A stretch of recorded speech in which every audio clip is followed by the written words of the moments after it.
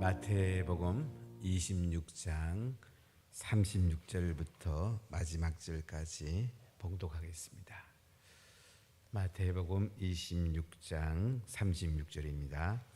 이에 예수께서 제자들과 함께 겟세마니라 하는 곳에 이르러 제자들에게 이르시되 내가 저기 가서 기도할 동안에 너희는 여기 앉아 있으라 하시고 베드로와 세베대 두 아들을 데리고 가실새 고민하고 슬퍼하사 이에 말씀하시되 내 마음이 매우 고민하여 죽게 되었으니 너희는 여기 머물러 나와 함께 깨어 있으라 하시고 조금 나아가사 얼굴을 땅에 대시고 엎드려 기도하여 이르시되 내 아버지여 만일 할 만하시거든 이 잔을 내게서 지나가게 하옵소서. 그러나 나의 원대로 마옵시고 아버지의 원대로 하옵소서 하시고 제자들에게 오사 그 자는 것을 보시고 베드로에게 말씀하시되 너희가 나와 함께 한 시간도 이렇게 깨어 있을 수 없더냐. 시험에 들지 않게 깨어 기도하라. 마음에는 원하여되 육신이 약하다 하시고 다시 두 번째 나아가 기도하여 이르시되 네 아버지여 만일 내가 마시지 않고는 이 잔이 내게서 지나갈 수 없거든 아버지의 원대로 되기를 원하나이다 하시고 다시 오사 보신즉 그들이 자니 이는 그들의 눈이 피곤함일러라. 또 그들을 두시고 나아가 세 번째 같은 말씀으로 기도하신 후 이에 제자들에게 오사 이르시되 이제는 자고 쉬라. 보라 때가 가까이 왔으니 인자가 죄인의 손에 팔리느니라. 일어나라 함께 가자. 보라 나를 파는 자가 가까이 왔느니라. 말씀하실 때에 12 중에 하나인 유다가 왔는데 대상들과 백성의 장로들에게 파송된 큰 무리가 칼과 뭉치를 가지고 그와 함께 하였더라. 예수를 파는 자가 그들에게 군우를 짜 이르되 내가 입맞추는 자가 그이니 그를 잡으라 한지라. 곧 예수께 나와 랍비여 안녕하시옵니까 하고 입을 맞추니 예수께서 이르시되 친구여 네가 무엇을 하려고 왔는지 행하라 하신대 이에 그들이 나와 예수께 손을 대어 잡는지라. 예수와 함께 있던 자 중에 하나가 손을 펴 칼을 빼어 대상의 종을 쳐 그 귀를 떨어뜨리니 예수께서 이르시되 내 칼을 도로 칼집에 꽂으라. 칼을 가지는 자 칼로 망하니라. 너는 내가 내 아버지께 구하여 지금 12군단 더 되는 천사를 보내시게 할 수 없는 줄로 아느냐. 내가 만일 그렇게 하면 이런 일이 있으리라 한 성경이 어떻게 이루어지겠느냐 하시더라. 그때 예수께서 무리에게 말씀하시되 너희가 강도를 잡는 것 같이 칼과 뭉치를 가지고 나를 잡으러 나왔느냐. 내가 날마다 성전에 앉아 가르쳤으되 너희가 나를 잡지 아니하였도다. 그러나 이렇게 된 것은 다 선지자들의 글을 이루려 함이니라 하시더라. 이에 제자들이 다 예수를 버리고 도망하니라. 예수를 잡은 자들이 그를 끌고 대상 가야바에게로 가니 거기 서기관과 장로들이 모여 있더라. 베드로가 일찍이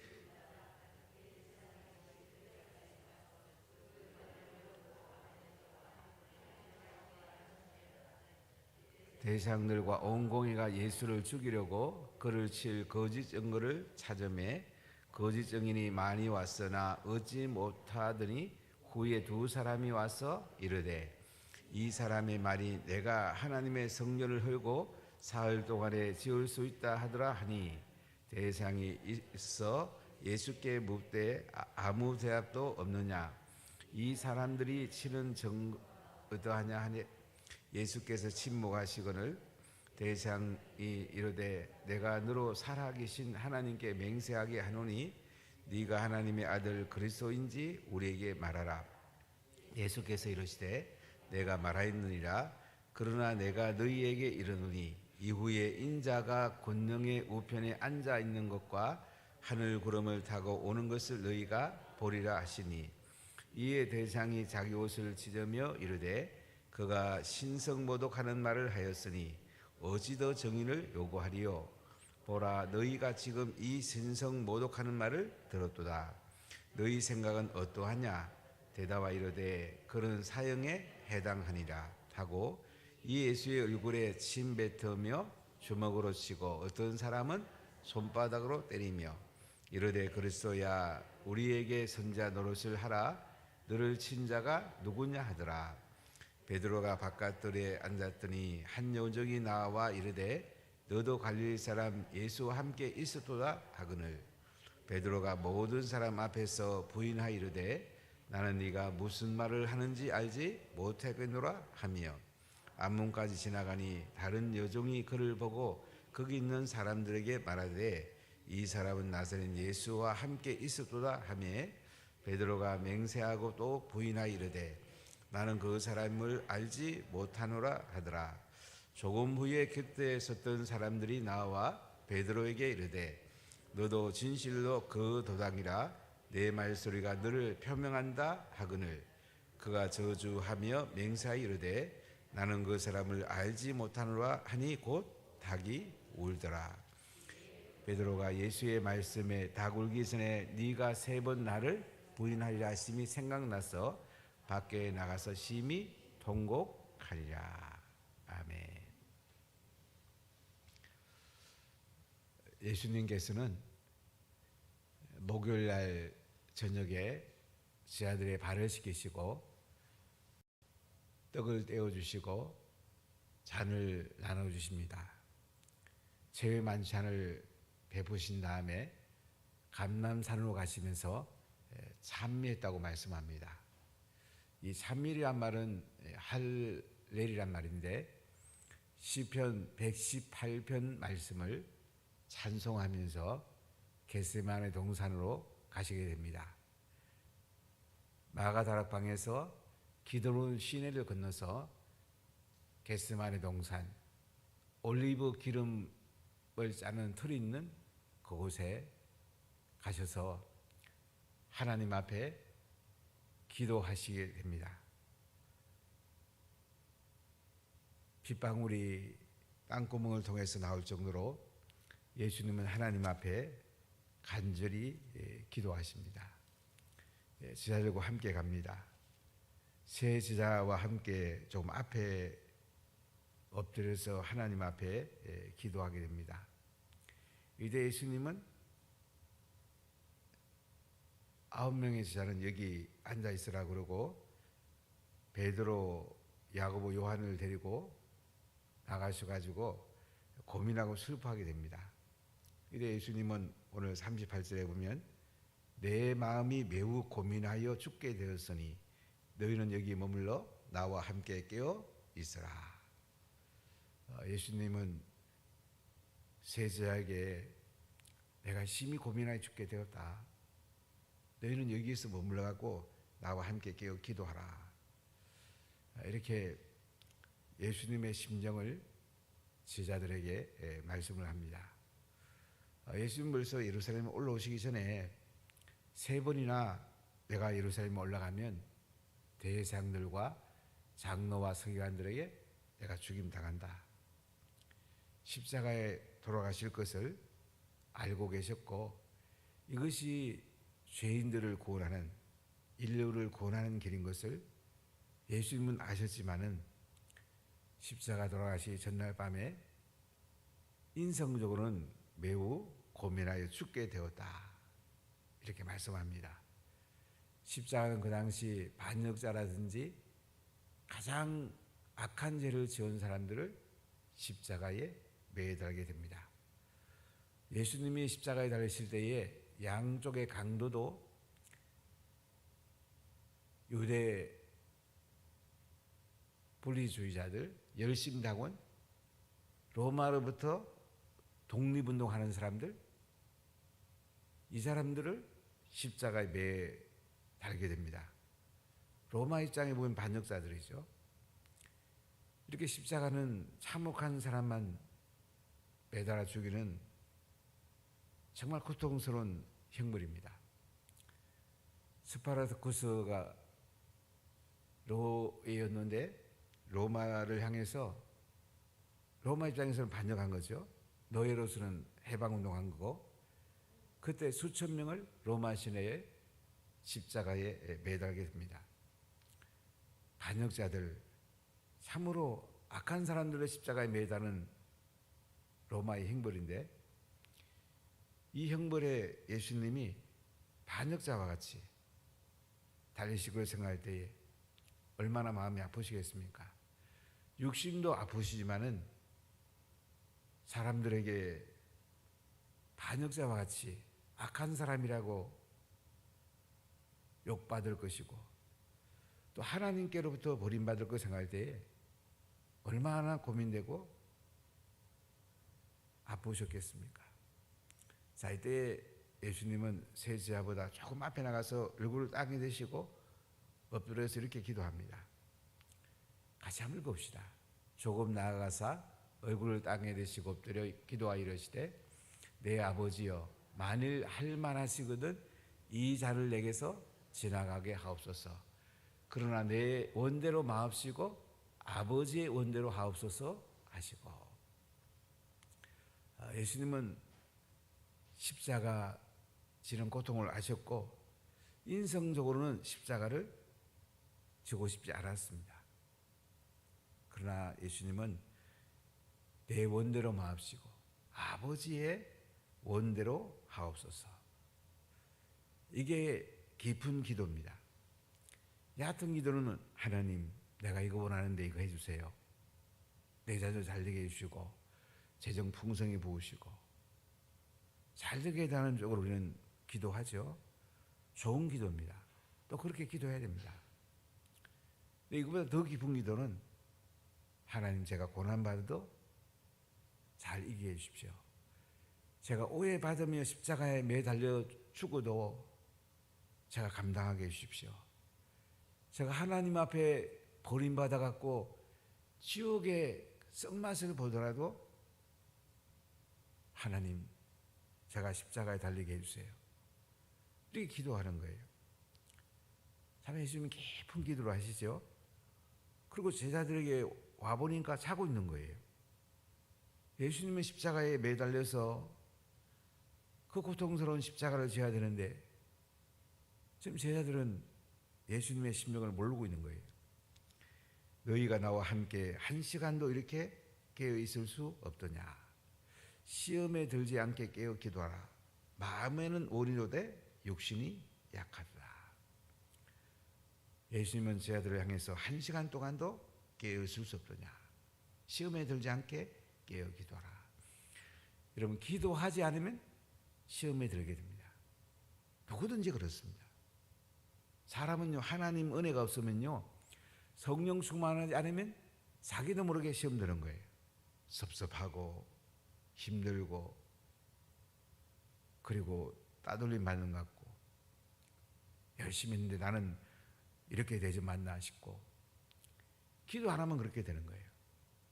기도 안 하면 사람은 인간적 생각하는 거예요. 기도하면 어떤 어려움이 와도 하나님의 뜻이 있겠지. 하나님이 더 큰 은혜 주시겠지. 하나님께서는 내가 생각지 않는 놀라운 뜻이 있을 거야. 이 생각이 바뀌는 거예요. 우리 예수님의 믿음은요, 내 뜻을 내려놓게 됩니다.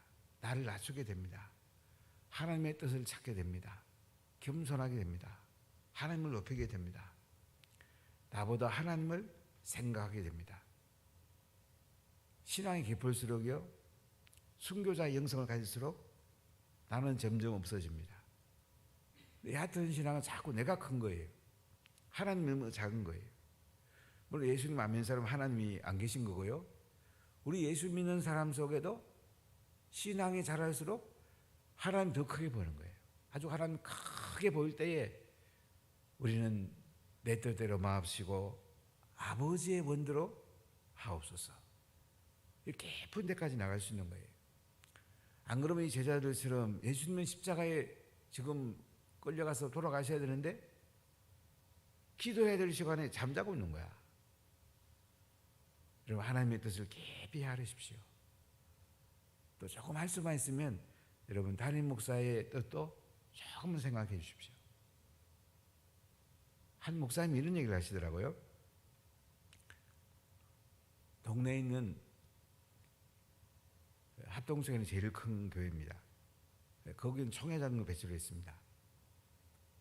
그분이 그때 장로님이었습니다. 이 장로님 아주 목사님을 잘 모셨습니다. 총회장으로 다니실 때 늘 차로 모시고 다녔습니다. 근데 목사님 은퇴하실 때에 한 가지 부탁만 한다고 그랬어요. 아무 부탁도 안 했는데 한 가지 부탁은 들어달라. 당에 그 얘기를 했어요. 후임자는 제가 결정하게 해주세요. 당에서 그걸 받아들이지 않았어요. 그래서 당에서 미국에 있는 한 목사님을 모시고 왔습니다. 근데 목사님이 성지순례 성도를 갔다가 조금 오해가 됐는지 여자 문제로 이 사임을 하게 됐고 또 일부 성도들을 데리고 나가서 또 개척을 하게 되었습니다. 그 뒤에 이제 이 장로님은 사업이 망하고 하나님께 깊이 기도할 때에 목회자로 부름을 받은 것을 소명을 느끼고 이제 신학을 가졌습니다. 3년 동안 엎드려 기도했습니다. 깊이 기도했어요. 어느 날 저를 만나서 이런 얘기를 하더라고요. 장로 오랫동안 하다가 목사가 돼버리니까, 이 얘기는 좀 여러분 용서하십시오. 제가 예수님의 심정을 얘기하고 싶고 또 조금 담임 목사의 마음도 조금 얘기하고 싶습니다. 그분이 이런 얘기를 하시더라고요. 장로는 죽었다 깨어도 목사의 심정을 모른다.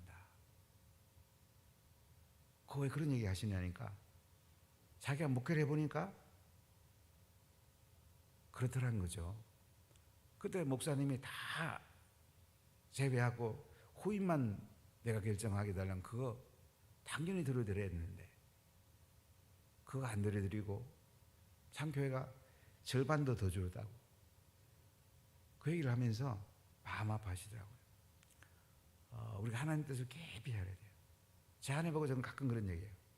당신은 죽었다 깨도 목사 심정 모른다고. 산모도 사실 몰라요.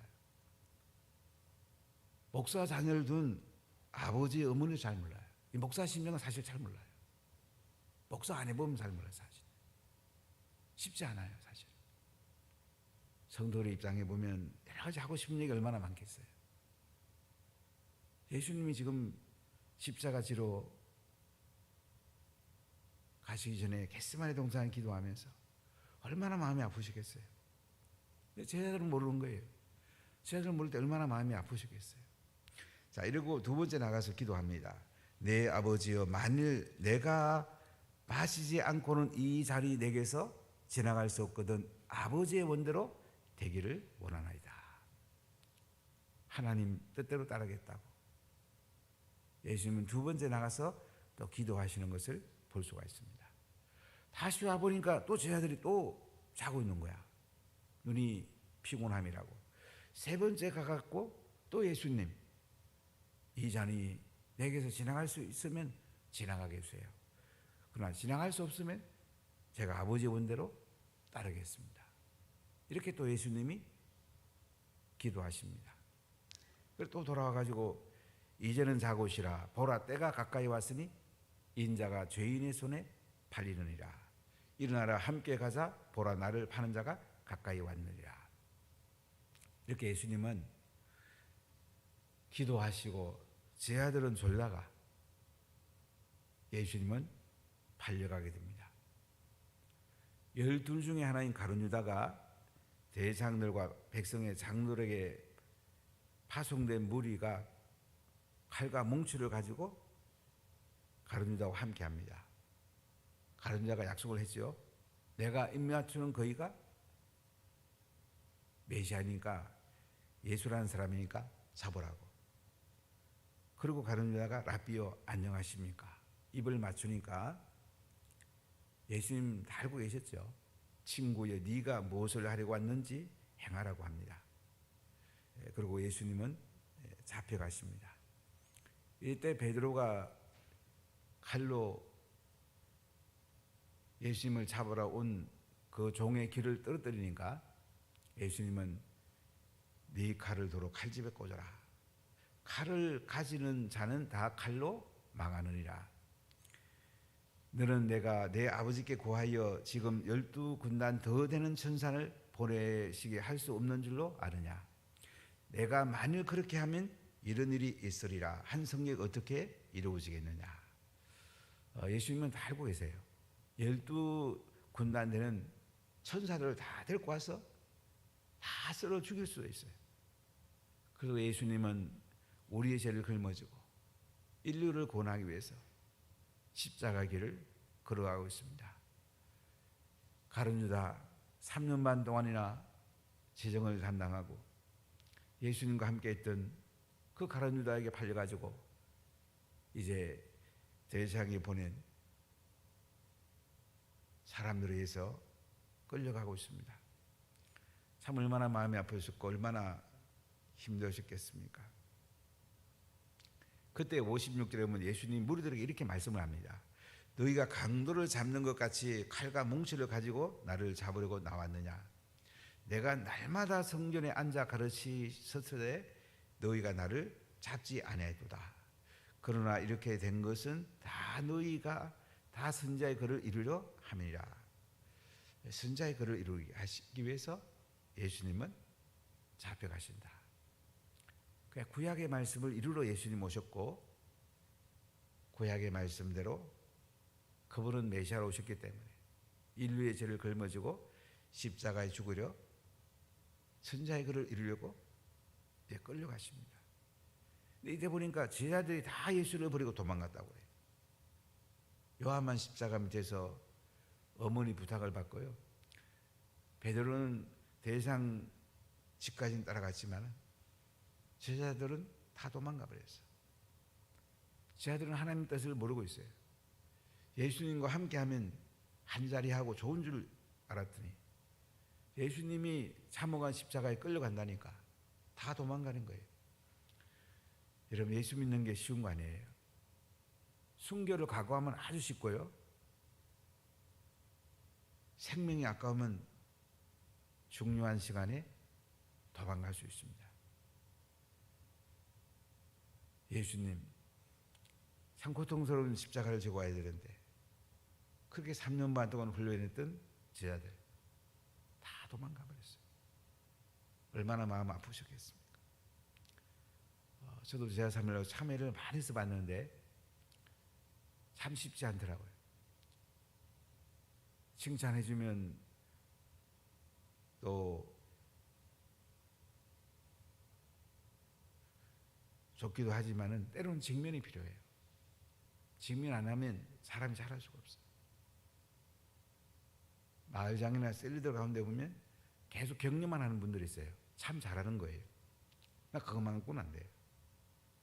우리 자녀를 키우면 좋다고만 할 수 없잖아요. 잘못된 것은 요거 고쳐야 되지. 또 이것도 고쳐야 되지. 물론 지혜가 필요합니다. 그래야 사람이 바로 섭니다. 직면했을 때 그걸 받을 수 있는 사람이 제자가 될 수 있는 거예요. 쓴소리 해도 목사님 제가 따르겠습니다. 목사님 제가 잘못했습니다. 제가 회개합니다. 그래도 목사님 말씀한 대로 따르겠습니다. 그래야 제자가 될 수 있습니다. 아이고 목사님 얘기는 내가 어떻게 따릅니까? 예수님 얘기 따르지. 이런 사람은 평생 가도 예수님 못 따릅니다. 보이는 사람도 못 따르는데 어떻게 예수님 따르겠어요? 오늘 보이는 예수님도 제자들이 못 따릅니다. 성령을 받아야 됩니다. 성령 안 받고는 우리가 예수님 따라갈 수가 없어요. 예수님은 가야바의 법정으로 끌려갑니다. 사내들인 공의가 열리게 됩니다. 거기서 거짓 증인을 세웁니다. 어떤 증인이 말합니다. 내가 하나님의 성전을 헐고 사흘 동안에 지을 수 있다고 한 얘기를 들었다고. 그러니까 예수님이 아무 대답을 안 합니다. 이때 예수님이 침묵하니까 대상이 이렇게 물어요. 내가 너로 살아계신 하나님께 맹세하게 하는데 네가 하나님의 아들 그리스도인지 우리에게 말하라. 네가 하나님의 아들 그리스도냐? 여기에 대해서는 예수님이 명확하게 대답합니다. 자, 64절을 같이 읽어보겠습니다. 예수께서 이르시되 네가 말하였느니라. 그러나 내가 너희에게 이르노니 이후에 인자가 권능의 우편에 앉아 있는 것과 하늘 구름을 타고 오는 것을 너희가 보리라 하시니.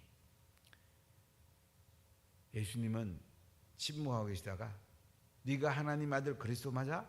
메시아 맞아? 여기에 대해서 예수님은 명확하게 네가 말했다. 그래, 내가 메시아다, 그리스도다. 내가 너희에게 말하는데 이후에 인자가 권능의 구름을 타고 너희에게 오는 것을 보게 될 거다. 인자가 하나님 보호자 우편에 앉아 있다가 하늘 구름 타고 오는 것을 너희가 보리라. 이렇게 말씀을 합니다. 오늘 예수님께서는 십자가에 못 박혀 돌아가시고 부활하시고 성천하시고 재림하실 것을 말씀을 합니다. 그러니까 대상에 옷을 찢으면서 신성모독이라고 하면서 사형제에 해당된다고 판결을 합니다. 근데 이 장 사형제는 로마의 총독의 승리 있어야 됩니다. 그래서 예수님은 사내리는 공에서 재판받으시고 27장에 가보면 또 로마 총독에서 재판을 받게 됩니다. 자, 이때 베드로의 모습을 한번 보세요. 예수님이 네가 나를 3번 부인하라고 했는데 베드로는 대제사장이 뜰까지 따라가요. 이때 여종이 나와갖고 너도 갈릴리 사람 예수와 함께 있었지? 그러니까 베드로가 뭐라 그래요? 모든 사람 앞에서 부인하면서 나는 네가 무슨 말을 하는지 알지 못하겠노라. 그리고 앞문까지 나아가니 다른 여종이 또 그를 보고 거기 앉는 사람들에게 말합니다. 이 사람은 나사렛 예수와 함께 있었다. 그러니까 베드로가 맹세하고 부인하면서 나는 그 사람을 알지 못한다고. 조금 후에 곁에 있는 사람들이 나와 베드로에게 말을 해요. 너도 진실로 그 도당이라. 네 말소리가 그를 표명한다. 예루살렘하고 이 갈릴리하고 말투가 좀 다르잖아요. 서울 말투와 경상도 말투가 다르잖아요. 그러니까 갈릴리 사투리 지금 쓰고 있는 거야. 그러니까 저주하에서 맹세하를 뭐라고 그래요? 나는 그 사람을 알지 못하노라. 예수님을 알지 못한다고 그래. 다 옵니다. 이때 75절을 같이 읽어보겠습니다. 이에 베드로가 예수의 말씀에 닭 울기 전에 네가 3번 나를 부인하려 하심이 생각나서 밖에 나가서 심히 통곡하니라. 닭 울기 전에 베드로가 3번 예수님을 부인할 것이라는 것을 베드로의 마음에 생각이 납니다. 밖에 나가서 심히 통곡합니다. 가룟 유다는 예수님을 은30에 팔아넘깁니다. 그리고 27장에 보면 이제 그 말씀이 나오죠. 뉘우쳤다고는 하는데 그 은30을 밭에 집어 던지고 사살을 합니다. 근데 베드로는 심히 통곡합니다. 진짜 회개합니다. 예수님께 돌아오게 됩니다. 가룟 유다는 자살하고 지옥 가고요. 베드로는 심히 통곡함으로 다시 회복되어서 하나님 앞에 가장 귀하게 쓰임받습니다. 사람 차이가 이 차이입니다. 우린 가룟 유다 될 수도 있고요. 베드로가 될 수도 있어요.